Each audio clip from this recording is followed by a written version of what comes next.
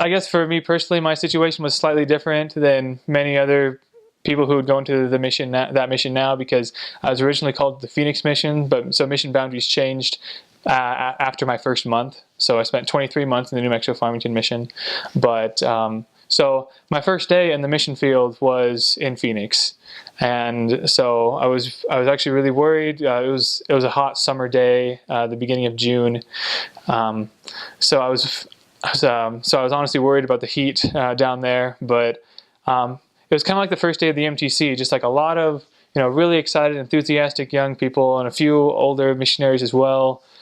People really excited to meet their new companions and to go out and start working and things like that.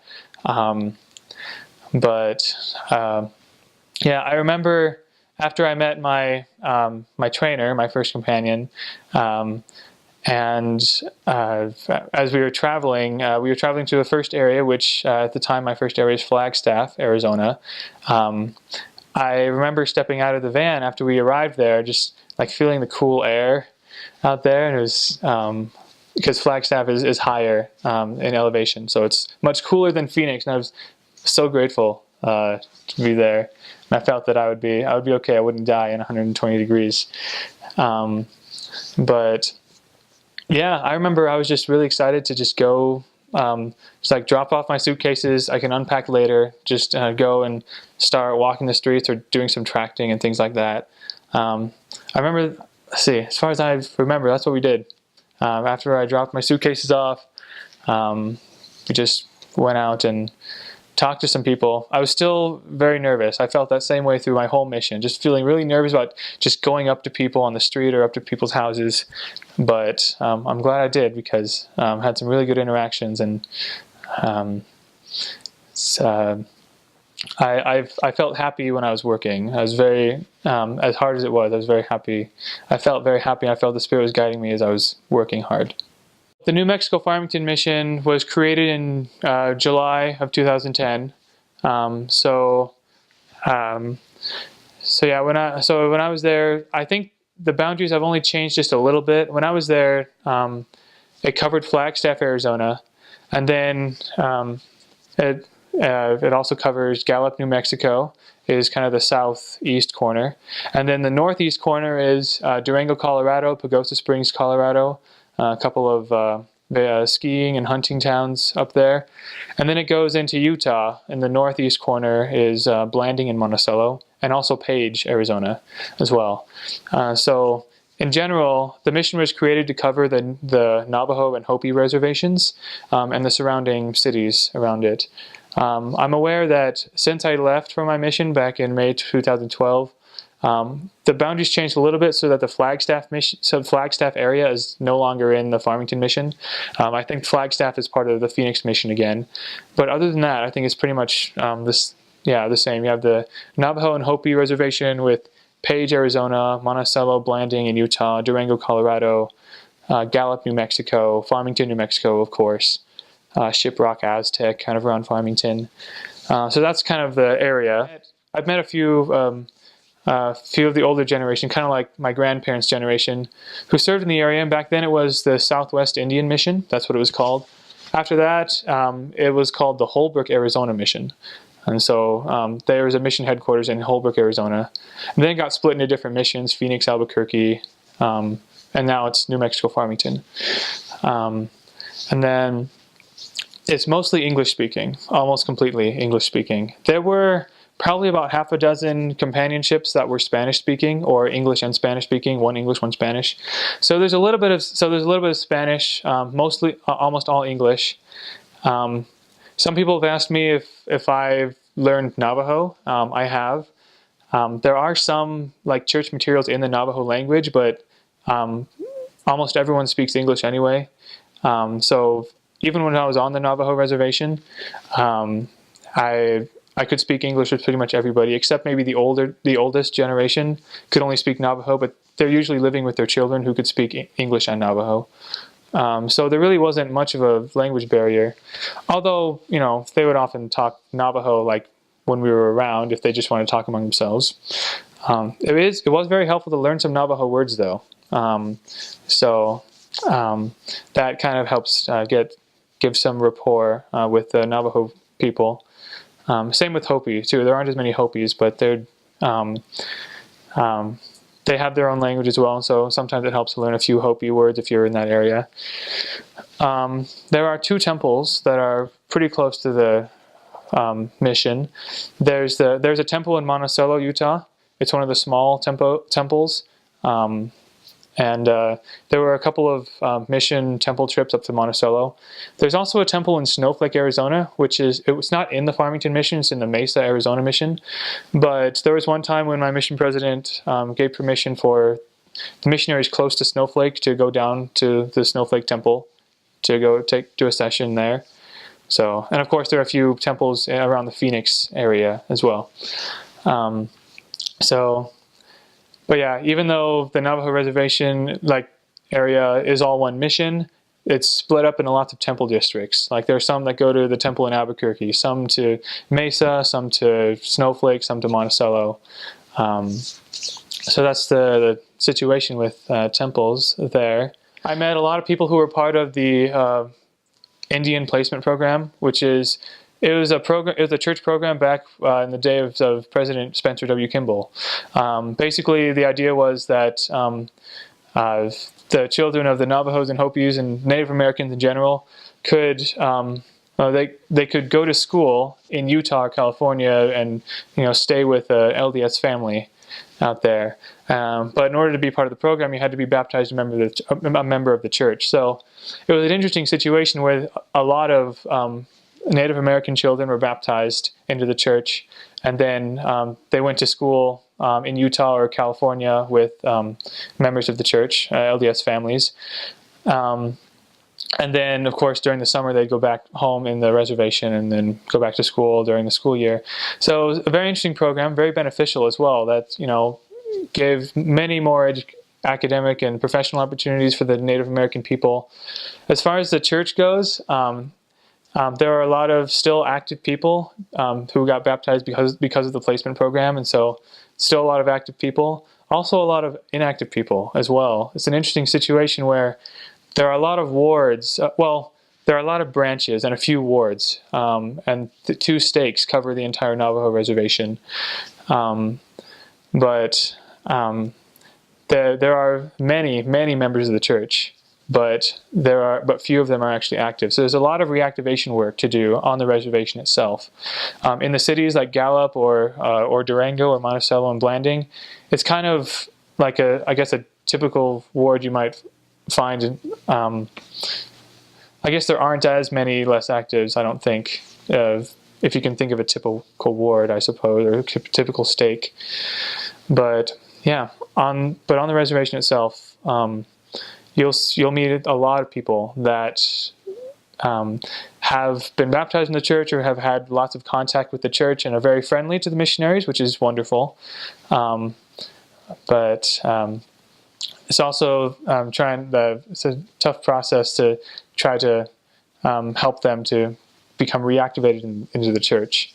So they remember who baptized. They remember the name of the person who baptized them. They remember how old they were. They remember the situation when they were baptized in the church and when they went to school. But then today they wouldn't have much to do with it. Just not interested or had bad experience with the church or something like that. So lots of interesting situations because of the Indian Placement Program. So as far as like the general environment of the area, like the weather and things like that,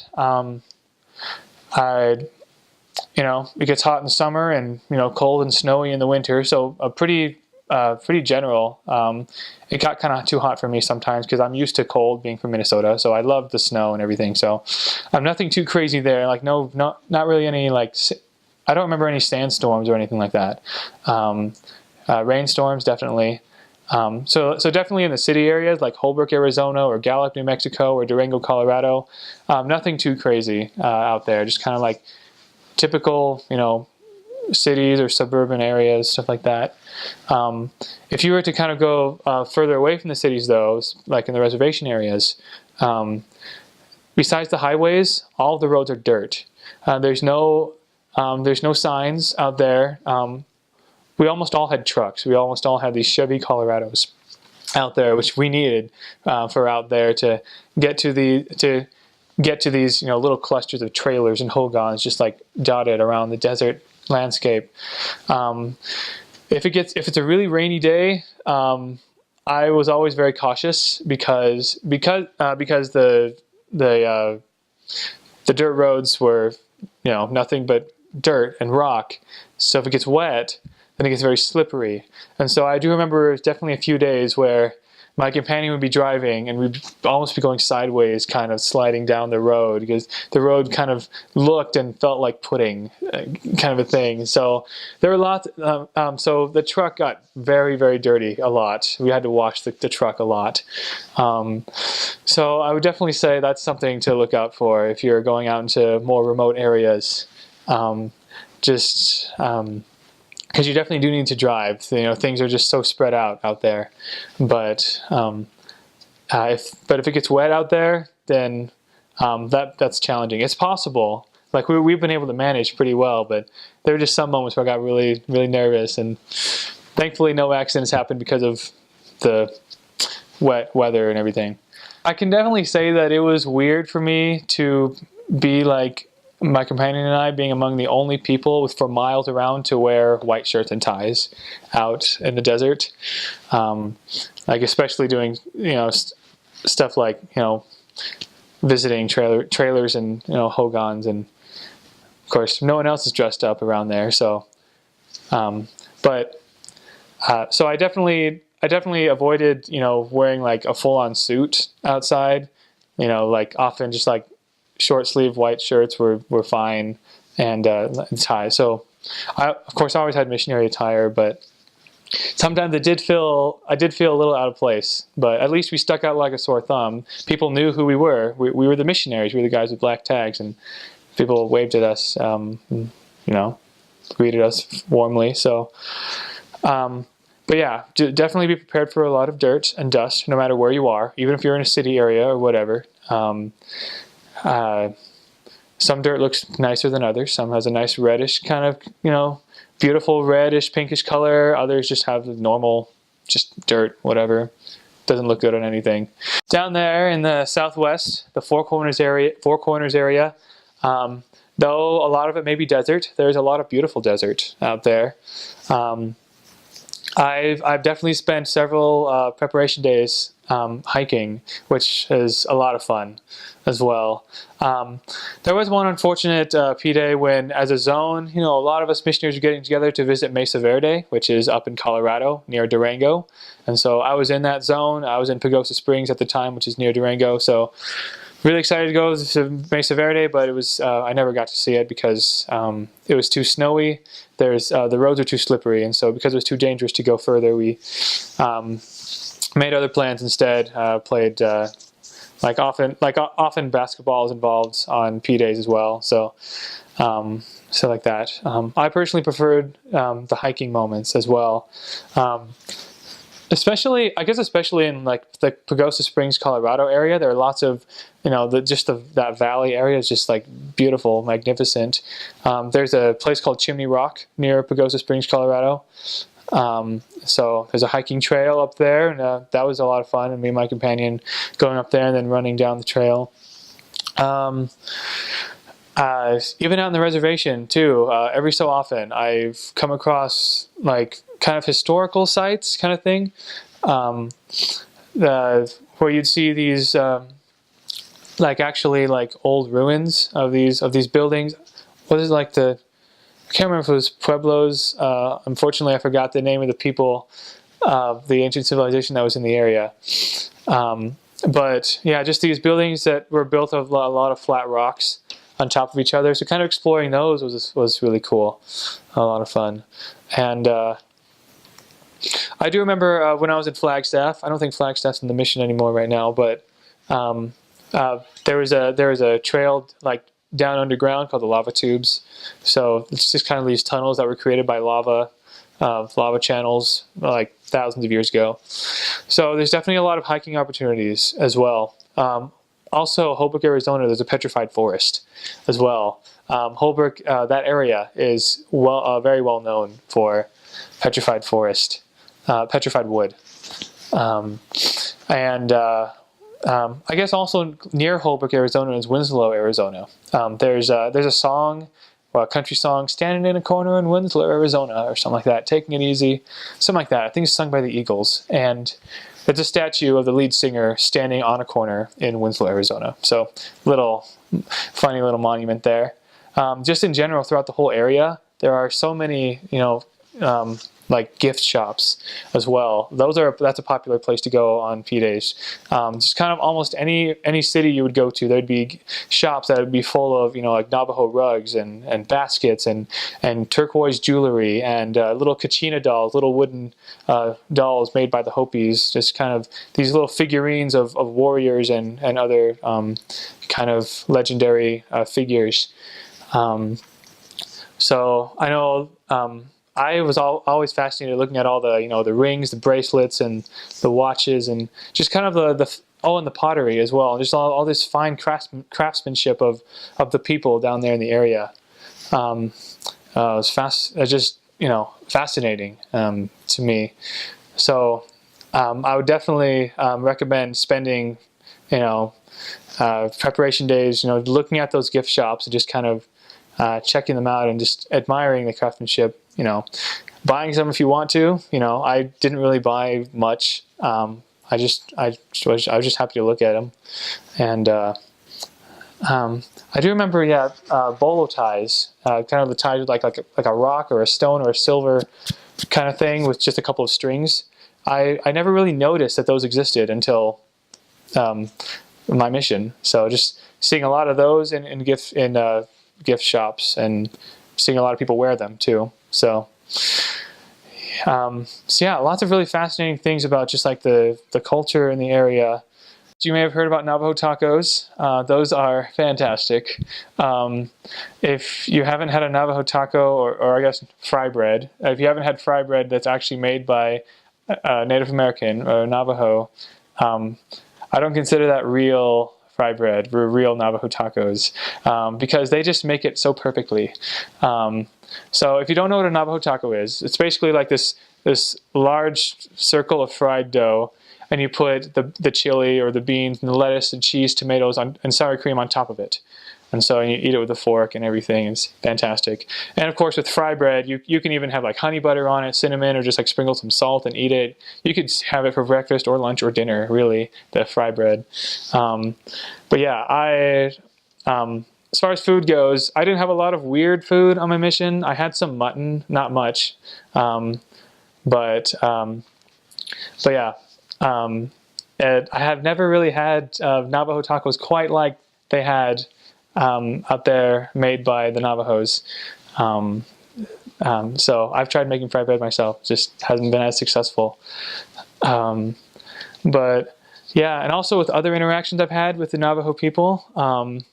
So when I was out in those desert areas, there were a couple of times when we'd be visiting a family, trying to see what we can do to help them, always looking for service opportunities, and they'd say, "Hey, can you help, herd our sheep back over here?" And I'd be like, "Sure."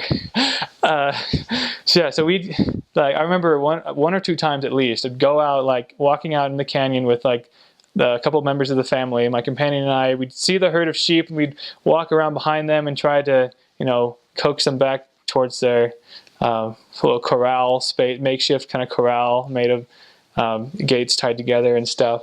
I helped shear sheep before. That was a very challenging task as well. So trying to hold the sheep down while my companion was shearing the thick wool, and the sheep wouldn't cooperate and stuff like that. So lots of it. So I had a few interesting things like that. Or there's also several ranchers out there and hunters out there. So I remember one time when a cattle rancher asked my companion and I to help them sort the cows out so they can give the cows their annual shots or something like that. And so yeah, just kind of running around with other ranchers with cows or with sheep, or as the Navajos say, sheeps. They pluralize some words. They say woods, monies, sheeps, or a very common service project would be chopping woods for people. That was actually a very successful thing to do as far as, opening doors. There were several times when my companion and I would be walking down, we'd see a guy like chopping some woods, and we'd offer to help, and they'd say, yeah, sure. So we chop woods for them, and they're always very grateful for that, because out on the reservation they live often with wood stoves, often in just like cheap trailers and like hogans, which is a round house made of brick or sometimes wood. So lots of opportunities to just be friendly, and to help people out, and that has always provided opportunities to get to know people and to get in the house and like share the message of the gospel. So with all the interesting and I guess to me it was lots of weird kind of different things. I'm not used to like farming or ranching or chopping woods or things like that, but I'm definitely grateful for all those opportunities, and for all those times that I was able to give that service, that physical, that temporal service, which led to spiritual service, teaching, and everything. So awesome. Like I mentioned earlier, I'm very glad that I was able to learn a little bit of Navajo. The mission president kind of taught us a little bit, kind of mentioned some in zone conferences, but almost all that I learned was just from interactions, just from being out in the area. So to say hello or to greet people, you'd say yat e. There's variations of these words and things like that. So yat he, yat e, but yeah, yat e. And then to say how you're doing, you'd say hadish banana. So even now, I can catch myself saying yat e hadish banana to fellow returned missionaries from the New Mexico Farmington mission, and we know what we're talking about. Like, hey, how's it going? Yat e hadish banana. Yes and no are kind of fun words. So yes is oh. Hey, are you preachers? Oh, we're from the Church of Jesus Christ of Latter-day Saints. So that's a very easy one. Just like when you write it, it's A-O-O, so it's like oh. No is doda. I didn't use no very much. So like yat e, hadish banana, and oh were very, very common. The Navajo do have a word for LDS missionaries, gamali. So sometimes if you hear the word gamali, that refers to you, the missionaries. I think the literal translation is those who mumble about God, things like that. Maybe back in the day when missionaries first came down there, the Navajo people didn't understand English as much. Maybe they're mumbling, like, oh, there's people mumbling about, the Great Spirit or something. I don't know, but yeah, Gamali is LDS missionaries. Let's see. A term of respect for an older woman is shema. That means mother, my mother. Shema, my mother. Shiche is my father. But the Navajo people are definitely a matriarchal kind of people. So especially if you give good respect, yat e shema, they definitely appreciate that for the older women, the mothers and the grandmothers of the families, as well. Also, to say goodbye, you'd say hagone, and so hagone. Have a nice day, whatever. They also have a word for like ending a conversation as well, like a word that's like, it is finished, like politely, like, okay, thank you for the conversation. Let's say hagoshe. It's kind of like hagone, but it's hagoshe. Like, it is finished, we're wrapping up our conversation, kind of polite kind of thing. So that was an interesting word. I kind of like that word as well. One of my favorites. One of my favorite Navajo words is for thank you. It's ahihet. Literally, I feel like it is a mix between like a cough and a laugh kind of thing. Ahihet. But that is a word. My friends make fun of me for when I say that and stuff like that. yeah, that's my favorite. They have a lot of words naturally for like animals, like dibbe for sheep, or kli for horse, or tlechai for dog, jatso for jackrabbit, things like that. Shush for bear. Wait, no. Shush yaz for little bear. And yeah, yaz is small, little, and shush is bear. So learning some Navajo words can be fun. I've written all the Navajo words that I know in the end of chapter 7 of Preach My Gospel, my copy of Preach My Gospel. Chapter 7 is learning a new language. So I never really used it on my mission because I was English speaking, but I still, like in the notes section, I wrote down all the Navajo words I learned so that I can look at them and just, kind of refresh my memory a little bit. I don't think I'd really ever use them again outside of interacting with Navajo people, but they definitely appreciate you saying some of those words and just kind of learning a few words here and there. Yeah, definitely when I entered the mission field, I of course had lots of hopes for baptizing a lot of people, helping a lot of people realize how amazing the gospel is and helping improve people's lives. And I know that some areas for me were more challenging than others. To at least get people to commit to things is probably one of the biggest challenges, that just like wherever I was, really. Just kind of, people love to listen to you. They love to hear what you have to say, and especially if you serve them and help them with something, they open the door for you.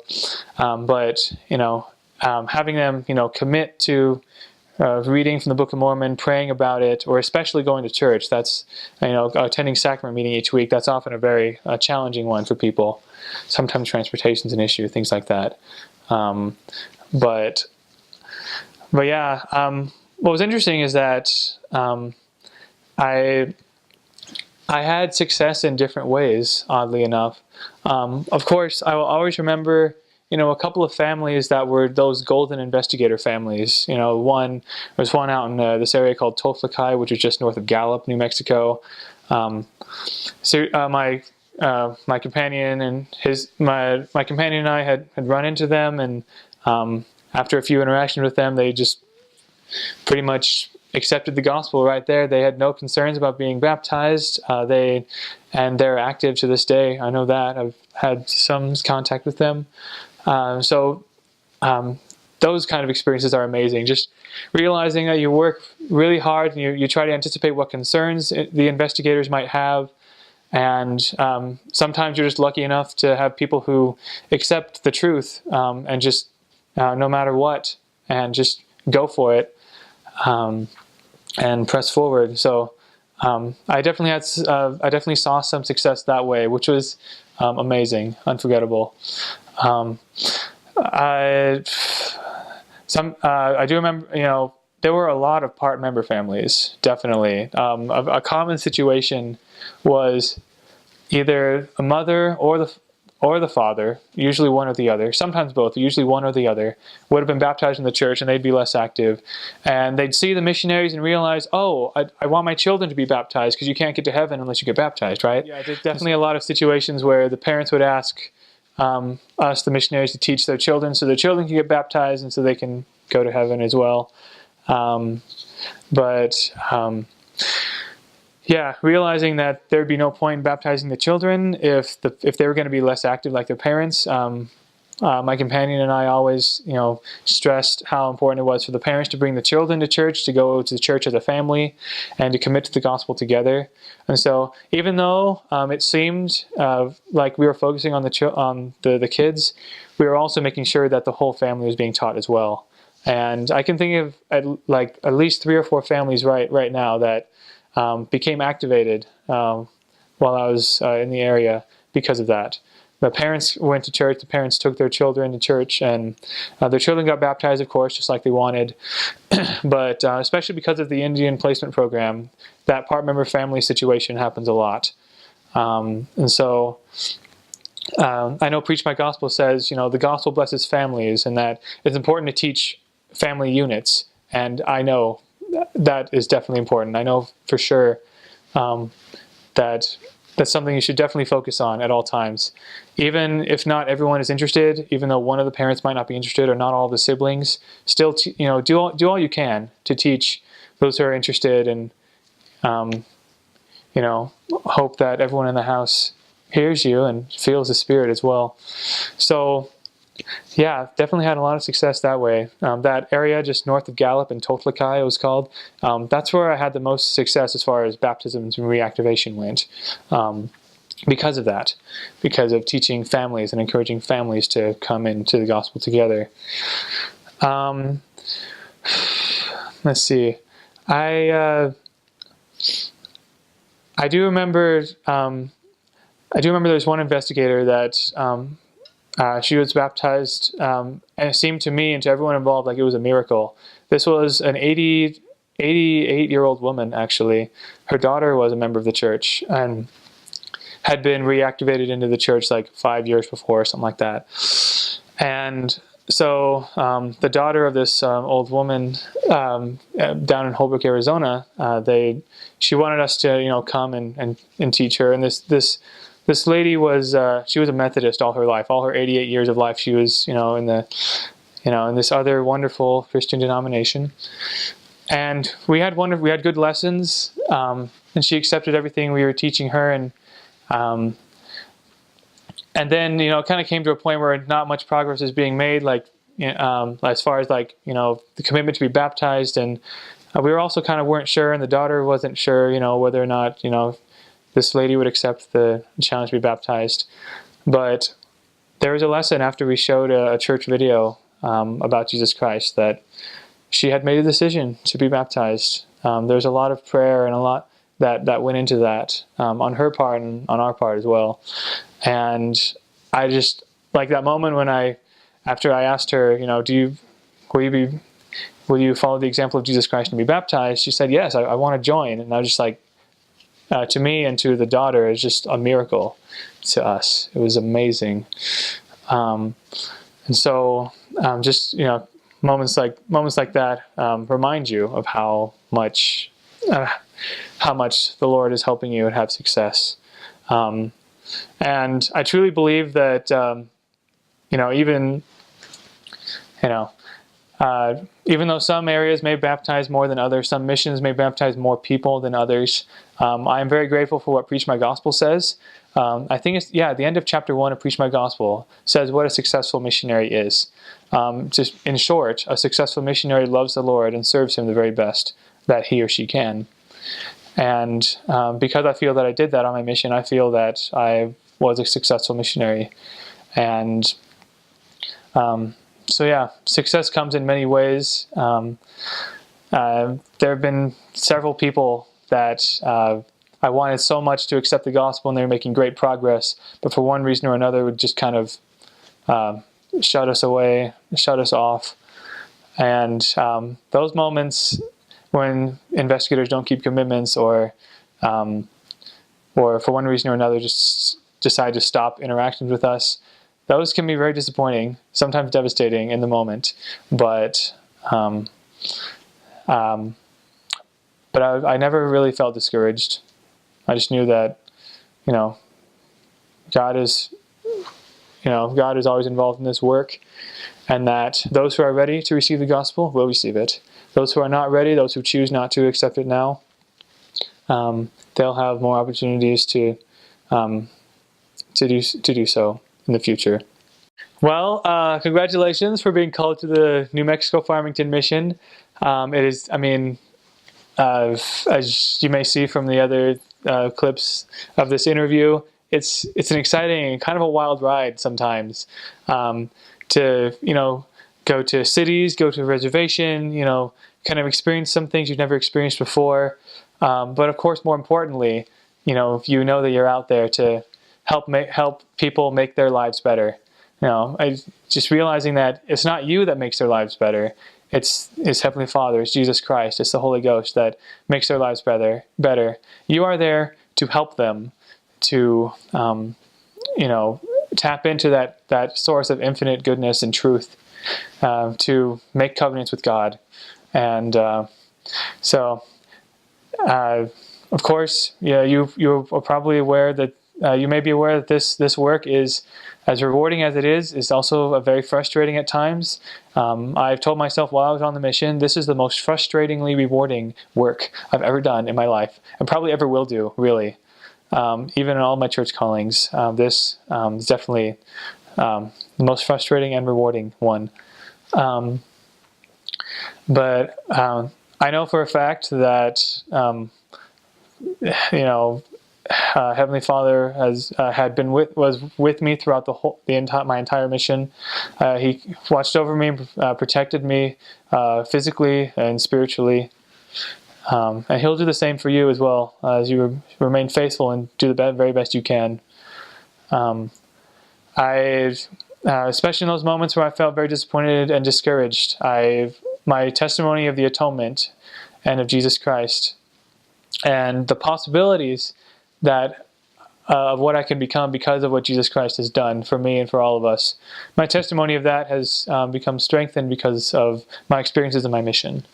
That's probably the most incredible gift I've received from my mission, and that I've had the opportunity to share with others. I remember some aspect of my mission every single day. So I definitely make sure you keep that in mind as well. This is something you'll remember for the rest of your life. The times when the times you may regret, the times you are proud of, just all the things that just kind of that your mission did to develop you. They truly are the best 2 years for your life as well. But yeah, always, if you don't know what to do, you know who to ask. And I definitely wish you all the very best in working in this fantastic mission and working with all these wonderful people. And above all, just making sure that every area you go to is better by the time you leave it. It's better because you were there, serving there. And I feel I did that for every area I did. In some areas more than others, but I always did what I could to improve the area and the people that I served with and among.